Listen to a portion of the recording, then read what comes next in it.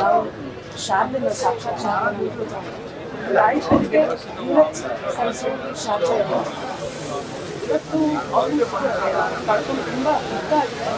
But ಒಂದು ಸಂತೋಷ ಇರ್ತದೆ, ನಮ್ಮ ಗದಗ ಭಾಗದಲ್ಲೇ ಇರ್ತಾರೆ, ಎದುರೋದು ನಮ್ಗೆ ಇಲ್ಲೇ ಅವ್ರು ಸಿಗ್ತಾರೆ ಒಂದು ರೀತಿಯಾದ ವಿಶ್ವಾಸ ಅಂತ ಹೇಳ್ಬೋದು.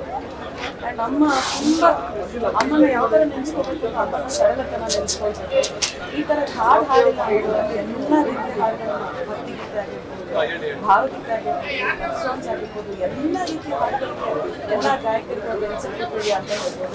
ಇವತ್ತು ಇಷ್ಟು ಜನರು ಅವರನ್ನ ಎಷ್ಟೋ ದೂರದಿಂದ ಬಂದು ಅವರನ್ನು ನೋಡ್ತಾ ಇದ್ದಾರೆ ಅಂದರೆ ಅವ್ರು ಗಳಿಸಿರುವಂಥ ಪ್ರೀತಿ ವಿಶ್ವಾಸ ಅಷ್ಟೇ ಸಾಕ್ಷಿ ಆಗುತ್ತೆ. ನಮ್ಮಂಥ ಗಾಯಕರಿಗೆ ಅವ್ರ ಆರಾಧದಲ್ಲಿ ಇದ್ವಿ ಅಂತ ಹೇಳೋದೇ ನಾವೊಂದು ಸಂತೋಷ. ಸುಮಾರು ವೇದಿಕೆಗಳಲ್ಲಿ ಅವ್ರನ್ನ ಹಂಚ್ಕೊಂಡಿದ್ದೇನೆ ಗಾಯನದಲ್ಲಿ. ಮುಂದಿನ ಯುವ ಪೀಳಿಗೆಗೆ ಅವರ ಹಾಡುಗಳೇ ದೊಡ್ಡ ಮಾರ್ಗದರ್ಶನ ಆಗುತ್ತೆ ಅಂತ ಹೇಳ್ತೀನಿ.